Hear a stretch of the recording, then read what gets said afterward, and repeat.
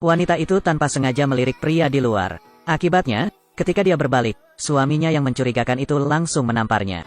Menamparkan saja tidak cukup, masih harus melakukan beberapa tendangan lagi. Dalam kehidupan sehari-hari, saat pria itu melihat handuk di kamar mandi tidak tertata rapi, akan segera menelepon istrinya, dan istri itu seperti anak kecil yang melakukan kesalahan.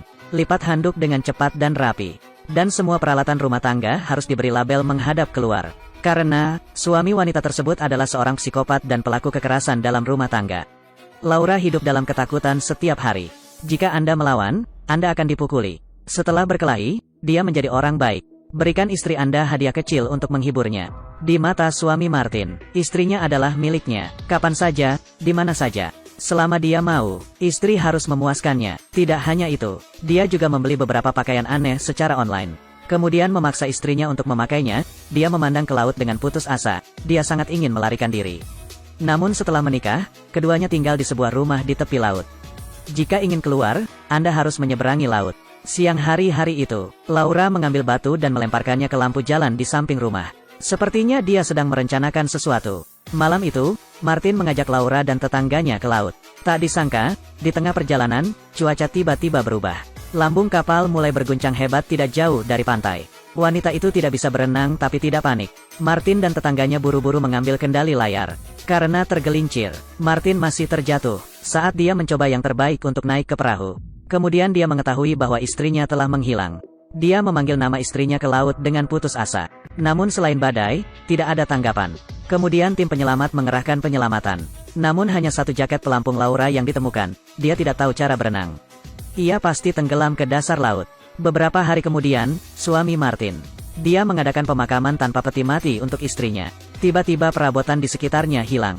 Martin dengan marah memecahkan kaca ruangan yang menghadap ke laut. Semua orang percaya bahwa Laura telah jatuh ke laut dan mati. Namun kenyataannya malam itu, dia telah memperoleh kehidupan baru. Saat perahu kecil itu terbalik, dia juga jatuh ke laut. Tapi dia mengambil tali penyelamat. Tidak hanya itu, saat masih di pantai, dia diam-diam mendaftar pelajaran renang tanpa memberitahu suaminya. Jadi kemampuan berenangnya sangat bagus. Di laut luas, saya tidak tahu di mana letak pantai yang aman. Untungnya dia telah memecahkan bola lampu pada siang hari. Sekarang dimanapun ada cahaya, arahnya berlawanan dari rumah. Setelah turun, dia pergi ke rumah tua tempat dia dan suaminya dulu tinggal. Ganti dengan satu set pakaian lain. Lemparkan cincin itu seperti sangkar ke toilet. Memotong rambut, dan hapuslah jejak kaki di lantai. Saya tidak bisa memberitahu suami saya bahwa saya telah kembali ke rumah lama saya. Lalu naik bus. Dia tidak tahu kemana tujuan mobilnya, dia hanya ingin segera meninggalkan neraka dunia ini. Akhirnya tiba di sebuah kota kecil di New Jersey. Laura menyewa rumah, dia akan memulai hidup baru di sini. Saat tanpa sadar melipat handuk dengan rapi. Menyadari ada yang tidak beres, dia segera membuat handuknya berantakan. Dia ingin sepenuhnya melupakan suaminya yang seperti iblis. Malam, dia melihat buah apel di pohon apel tetangganya sangat indah. Jadi, dia mau tidak mau memetik beberapa buah. Sayangnya, dia ditemukan oleh pemiliknya Ben. Ben adalah seorang guru drama di sebuah universitas. Dia jatuh cinta pada Laura. Setelah menanyakan nama orang lain, Laura dengan seenaknya mengarang nama. Sejak istrinya meninggal, Martin menjual rumah pantai. Namun pada hari itu, dia tiba-tiba menerima panggilan telepon. Orang lain mengaku sebagai teman Laura sebelum dia meninggal. Setelah mengetahui bahwa Laura telah meninggal dunia, dia tidak menghadiri pemakaman. Memutuskan untuk menelepon mengunjungi suami Laura. Sarankan dia untuk tenang dan mengatasi rasa sakitnya. Martin merasa sangat aneh. Istrinya tidak keluar rumah setiap hari. Bagaimana Anda bisa mempunyai teman? Tapi lawannya memberitahunya, dia dan Laura adalah orang-orang mengenal satu sama lain di kelas renang. Awalnya, Laura takut air. Namun dia adalah perenang terbaik di kelas kami. Dikatakan juga bahwa Laura menghadiri kelas olahraga untuk berolahraga. Tidak, istri saya tidak pernah berolahraga.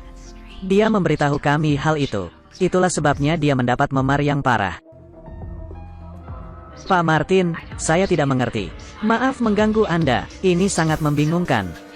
Martin akhirnya menyadari ada yang tidak beres. Dia bergegas kembali ke rumah tua pasangan itu. Saya menyerahkan semua yang ada di rumah tetapi tidak menemukan jejak. Akhirnya menemukan cincin di toilet. Itu adalah pasangan dengan cincin di tangannya. Istrinya mungkin belum meninggal. Dia bergegas ke panti jompo ibu Laura. Ingin belajar sesuatu dari sutradara. Namun sutradara menyampaikan kabar mengejutkan. 1 minggu yang lalu, ibu Laura dijemput oleh kerabatnya. Martin yakin bahwa orang yang membawa pergi ibu Laura adalah Laura. Dia tentu saja belum mati.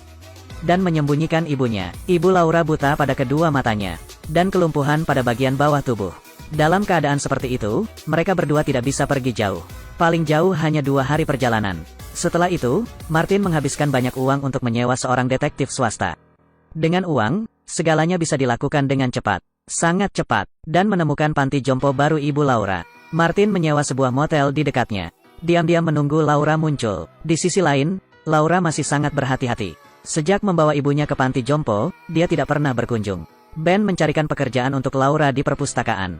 Selama percakapan, Ben mengakui perasaannya. Saya tahu Laura bukanlah nama sebenarnya. Tentunya dia punya semacam cerita. Oleh karena itu, saya memutuskan untuk tidak menanyakan masa lalunya lagi. Hal ini membuat Laura merasa lebih rileks. Namun dalam jangka pendek, dia masih belum bisa menerima Ben. Karena hubungan sebelumnya telah menyakitinya. Laura sangat merindukan ibunya di panti jompo. Namun dia tidak yakin apakah Martin sedang mencarinya. Agar tidak mengungkapkan identitasnya, dia sudah berbulan-bulan tidak bertemu ibunya. Setelah mengetahui situasi sulit orang yang dicintainya, Ben membuat rencana untuk Laura. Dia bisa menyamar sebagai pria yang bisa dikunjungi. Laura kemudian menyamar sebagai laki-laki. Setelah tiba di panti jompo, dia dengan penuh semangat memeluk ibunya. Dia berkata bahwa dia saat ini hidup dengan sangat baik. Menemukan pekerjaan baru, dan juga kenal seorang pria. Jadilah seorang guru, perlakukan dia dengan sangat baik. Ketika dia mengetahui bahwa putrinya telah melarikan diri dari suaminya yang jahat. Wanita tua itu sangat menghibur. Pada saat yang sama, Martin juga pergi ke panti jompo. Dia berbohong kepada perawat dengan mengatakan, Ibu Laura adalah ibu kandungnya, yang menderita penyakit jangka panjang. Memiliki masalah kejiwaan. Jika ada yang datang berkunjung, perawat harus segera memberitahukannya. Kemudian dia membuka pintu dan masuk. Sekilas tentang Ibu Laura. Laura, sayang. Ibu ngobrol dengan siapa? Tidak, ibu salah. Obat, ibu. Setelah memberikan obat pada ibu, Laura bersiap untuk pergi. Kebetulan Martin belum pergi jauh. Laura sedikit haus, dia pergi ke wastafel untuk minum air.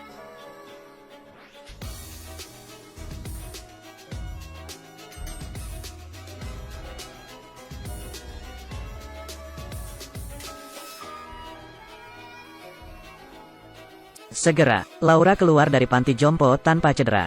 Tiba-tiba, Anda bertanya kepada saya tentang orang-orang yang mengunjungi Chloe Williams. Ya, selama 6 bulan tidak ada siapa-siapa.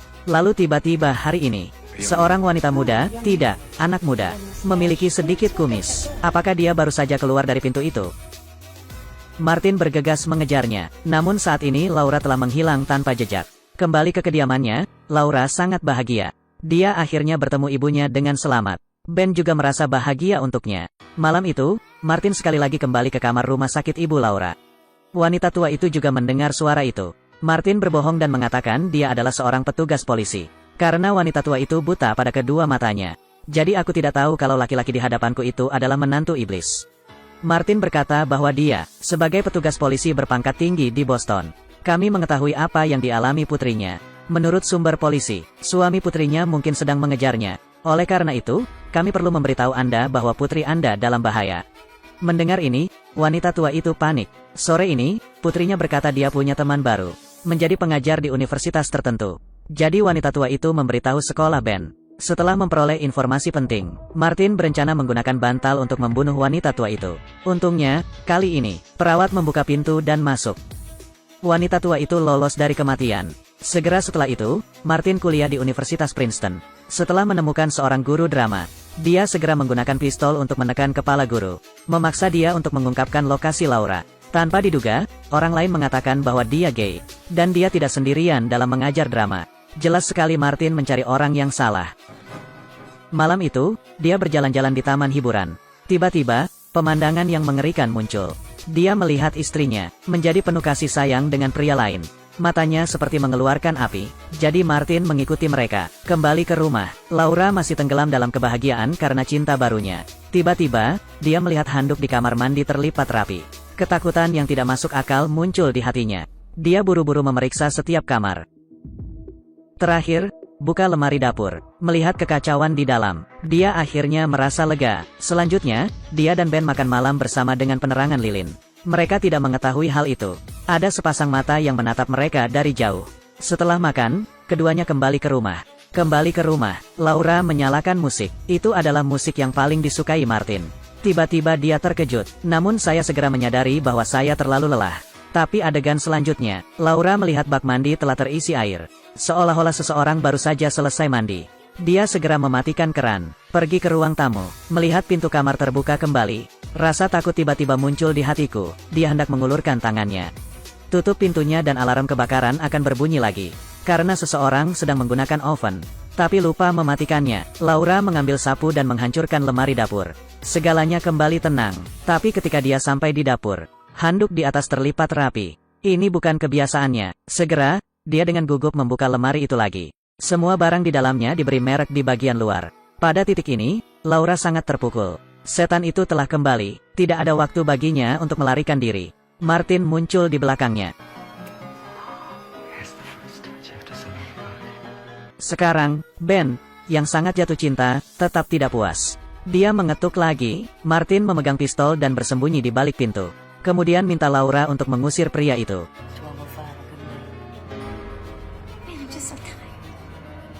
Apakah kamu dihantui lagi? Mereka hanya berkeliaran dan tidak menghilang, bisakah kamu masuk? Sekarang kurang bagus, lain kali. Selamat malam, tidur nyenyak. Siapa dia? Siapa dia? Tiba-tiba, Ben mendobrak pintu dan bergegas masuk. Ternyata Ben sudah menduga Laura sedang diancam. Saat dia melihat air mata di matanya.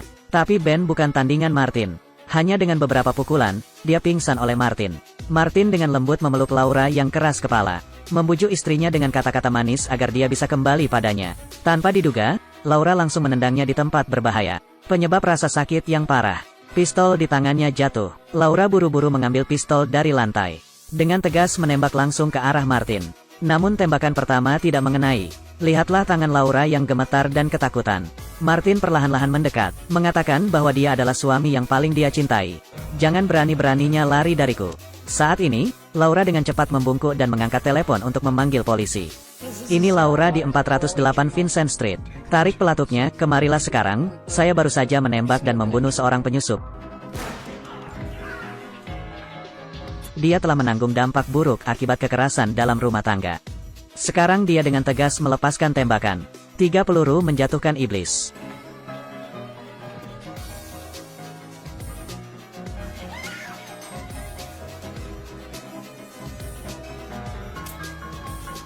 Akhirnya Martin menyentuh pelatupnya lagi. Sepanjang proses tersebut, Laura tampaknya melakukan pembunuhan untuk membela diri. Mimpi buruknya akhirnya juga berakhir hari itu.